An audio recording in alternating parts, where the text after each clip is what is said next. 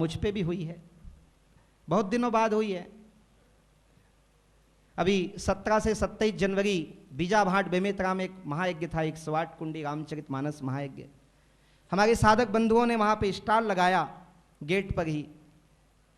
26 जनवरी का दिन था। ध्वजारोहण के बाद सबकी इच्छा हुई कि मातृ पूजन दिवस मनाया जाए। मैंने कहा इसको मनाने के लिए इससे बढ़िया मंच नहीं मिल सकता, जहां 100-100 गांव के लोग आए हैं। इसी मंच में हम अपनी राम कथा के मंच में मातृ पूजन दिवस मनाएंगे।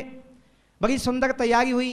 14-15 माँ बाप आए, वो बैठे हैं बच्चों के द्वारा पूजा। हमारी छोटी बहन ने बहुत सुंदर बात कही। दुर्ग की सांसद सरोज पांडे थी, बहुत से नेता लोग भी आ गए, मैं भी मंच पे बैठा था।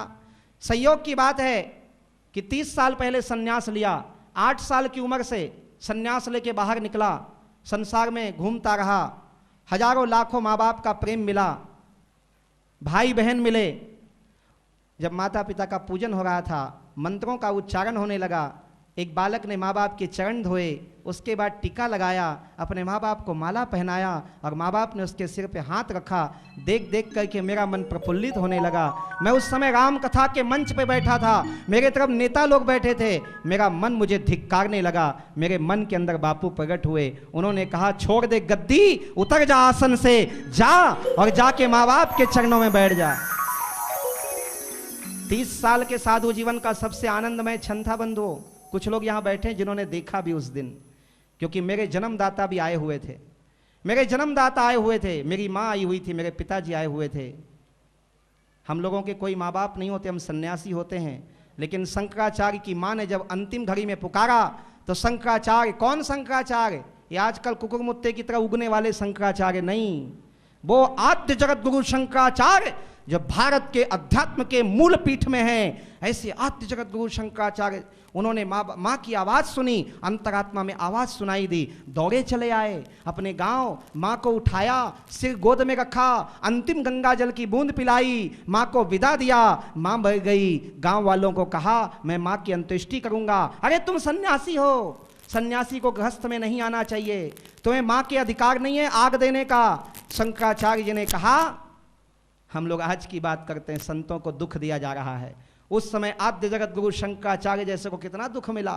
पूरा गांव ने बहिष्कार कर दिया और एक ठेली बनाई। शंकराचार्य ने एक ठेली बनाई और ठेली बना के पीठ में अकेले अपने माँ को लादा और अकेले शमशान गए और अकेले चिता में आग देकर अपने माँ का उद्धार किया। यह हमारे देश की परंपरा रही है। मैं तुरंत आसन से कूद पड़ा, उठ के गया।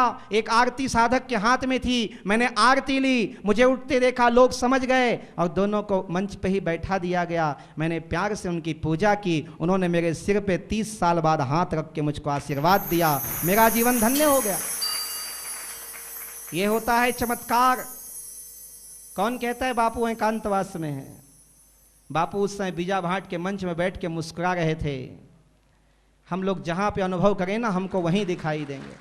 इसलिए टूटो मत, कोई कहीं नहीं गया है, किसी के ऊपर कुछ नहीं हुआ है, केवल हमें कड़ी परीक्षा में तौला जा रहा है।